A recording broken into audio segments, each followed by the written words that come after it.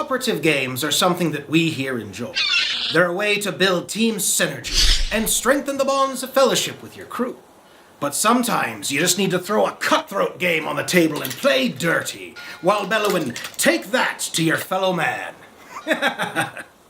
So what game scratches that itch for you? Well, for us, it's Dead Man's Draw, and we'll be happy to show you why. First of all, just take all the 2s out of the main deck. Oh, and the 4 in the case of the mermaid suit. Shuffle those and place them face down, creating a discard pile. Then shuffle the remaining deck, and bingo, you're done! Well, actually not quite. Most times you'll be getting a trait card as well, so shuffle those up and deal 2 to each person. Choose your favorite and send the other to the locker. Now you're done. On your turn, you're going to reveal a card, do whatever it does, and then decide if you want to keep the ones you've revealed so far, or risk turning over another one. If you get 2 of the same suit, you're busted, you fool. All of those cards dump into the discard instead of into your pocket. That's what you get for being greedy. Rather than adding another card, you could instead collect the ones you've revealed so far, placing them in your bank area with the highest value on top of each suit stack. Now here's what those cards do. If you get a cannon, then send the top card of an enemy's bank to the discard pile. Bang! Zoom! A hook. Take the top card of a suit stack in your own bank and put it into play. A sword takes the top of a suit stack from an enemy and puts it into play. But it's got to be a suit you haven't banked already, mate. The Oracle lets you peer into the future. Flip the top card of the draw deck face up. X-ray vision, mate. It's not cheating if it's in the rulebook. An anchor protects all the cards in the lineup that came before, so if you bust, you still get to keep them. If you get both the key and the chest, you get to take extra cards from the discard pile when you bank your cards. Shuffle and draw the same number as in the lineup. The Kraken means that you'll need to end up with at least 2 more cards in the lineup before you can call it quits, however they get there. If you draw the map, shuffle the discard pile and deal yourself 3 cards, or however many there are if there are less than 3. Then put 1 in play and toss the others back. Finally, the mermaid. In the basic version of the game, they're just arm candy. Higher value and pretty to look at. Sounds like mermaids to me. Now the trait cards will give you variable player powers. Just read the reference cards. They're fairly self-explanatory. Fun, right? I told you so.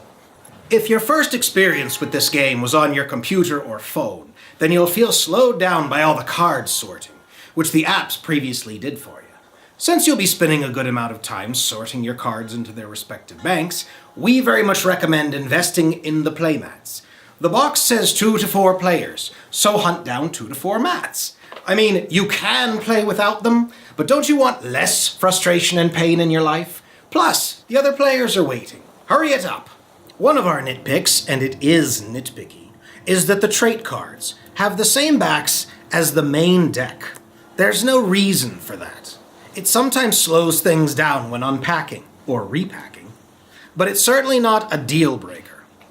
Also, and this is admittedly petty, but this box does not have a very shiny shelf presence. There are different releases with different boxes, but I think we got the ugly one, so that's the only one we can weigh in on.